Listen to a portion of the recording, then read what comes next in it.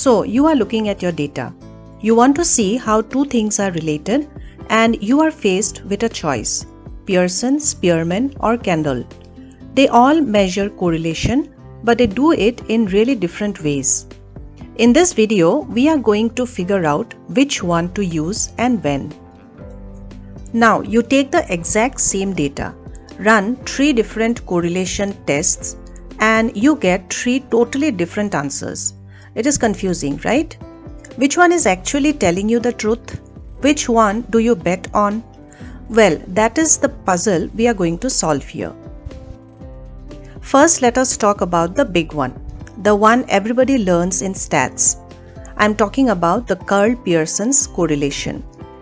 This is kind of the default, the standard measure. The key thing to remember about Pearson is one single word: linear. It is obsessed with straight lines. It wants to know how well your data points form a perfectly straight line. And you know what? This method works beautifully if your data is clean, neat, and does not have any crazy spikes or dips. But let us be real, how often does that actually happen?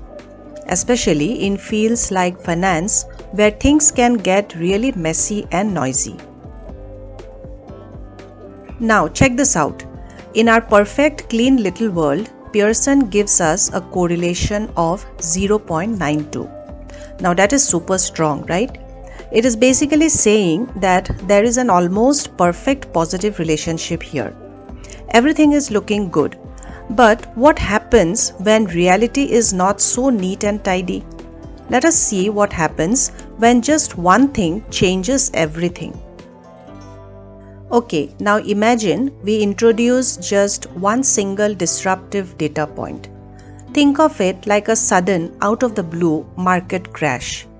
One value that is way out of line with all the others. This is called the classic outlier. And just look at that. Our correlation value goes from a super strong 0.92 all the way down to 0.15. That strong relationship basically vanished. And it was all because of that one outlier. This shows you just how incredibly sensitive Pearson is to extreme values. And this really hits the nail on the head. That one outlier, let us say that one black swan event, has totally changed our picture of what is really going on. It is a classic case of one bad apple spoiling the whole statistical bunch. So, if Pearson is that fragile, what is the fix? This brings us to a much more resilient way of thinking, and it is all about the power of ranks. This is a total game changer. Instead of caring about the exact values like $10 million or -50%, these methods only care about the order. You know, first place, second place, last place, and so on. So that crazy market crash we saw, it is no longer some terrifying number.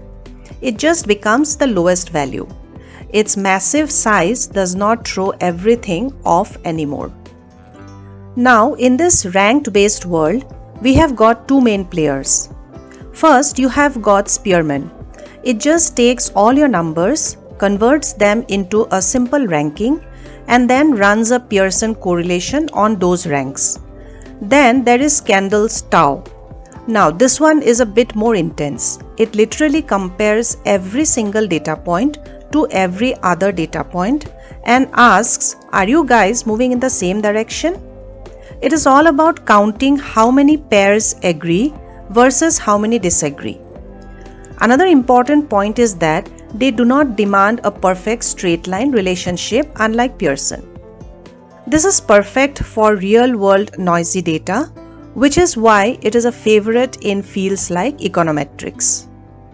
Now, for the most important part, how in the world do you choose the right one for your job? And this right here is the absolute key to the whole thing. There is no such thing as the best correlation. It just does not exist. The only thing that matters is picking the right tool for the specific data you have in front of you. Pearson is your go-to for the perfect textbook data. Clean, linear, no drama. Spearman is a reliable workhorse. It can handle outliers, and it is great when the relationship is generally heading in one direction, even if it is a bit curvy. And Kendall, because it is so thorough, it can be a bit slow, so it is usually best for smaller datasets. But that is also its superpower. It gives you a really robust and accurate read on the true directional agreement in your data. So in the end, it really all comes down to this. Every single data set is trying to tell you a story, and choosing the right correlation is like choosing the right language to understand that story. The question is, are you using the right one?